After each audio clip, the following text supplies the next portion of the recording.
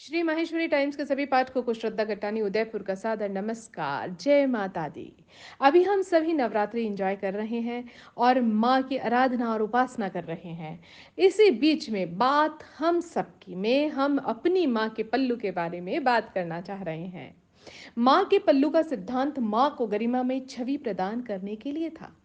साथ ही इस यह गर्म बर्तन को चूल्हे से हटाते समय गर्म बर्तन को पकड़ने के भी काम आता था। पल्लू की तो बात ही निराली थी। पल्लू पर तो बहुत कुछ लिखा जा सकता है। पल्लू बच्चे के पसीना पहुंचने, आंसू पहुंचने, गंदे कान, मुंह की सफाई के लिए भी इस्तेमाल किया जाता था। माँ इसको अपने हाथ पोंछने के लिए तौलिए के रूप में भी प्रयोग लेती थी। खाना खाने के बाद पल्लू से मुंह साफ करने का अपना अलग ही आनंद था। कभी आंख में दर्द होने पर माँ अपने पल्लू को गोल बनाकर फूंक मारकर गरम कर कर आंख में लगा देती थी और दर्द उसी समय गायब हो जाता था। माँ की गोद में सोने वाले बच्चे के लिए उसकी गोद गद्दा और पल्लू चादर का काम करता था। जब भी कोई बाहरी व्यक्ति घर आता था तो बच्चा उसको माँ के पल्लू की ओट लेकर ही देखता था। जब भी बच्चे को किसी बात पर शर्म आती थी तो वो माँ के पल्लू से अपना मुंह ढककर छुप जाया करता था। जब बच्चों को बाहर जाना होता था तो माँ का पल्लू एक मार्गदर्शक का काम भी करता था। जब बच्चे ने हाथ में पल्लू थाम रखा है तो उसको लगता था कि सारा ब्रह्मांड उसकी मुट्ठी में है। जब मौसम ठंडा होता था तो माँ उसको अपने चारों तरफ से लपेटकर ठंड से बचाने की कोशिश किया करती थी और जब बारिश आती थी तो माँ अपने पल्लू से ढक लिया करती थी।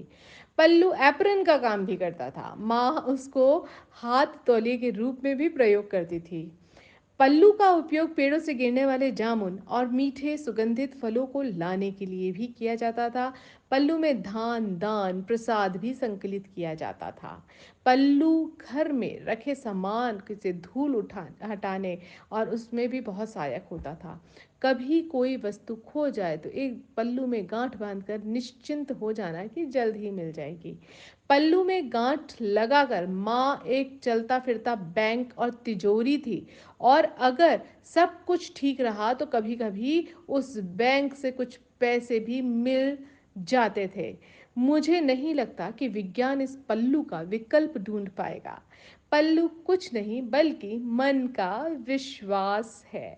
पुरानी पीढ़ी इससे बहुत संबंध रखती थी। अपने माँ के इस प्यार और स्नेह को हमेशा महसूस करते थे जो कि आज की नई पीढ़ी समझकर भी शायद गायब है।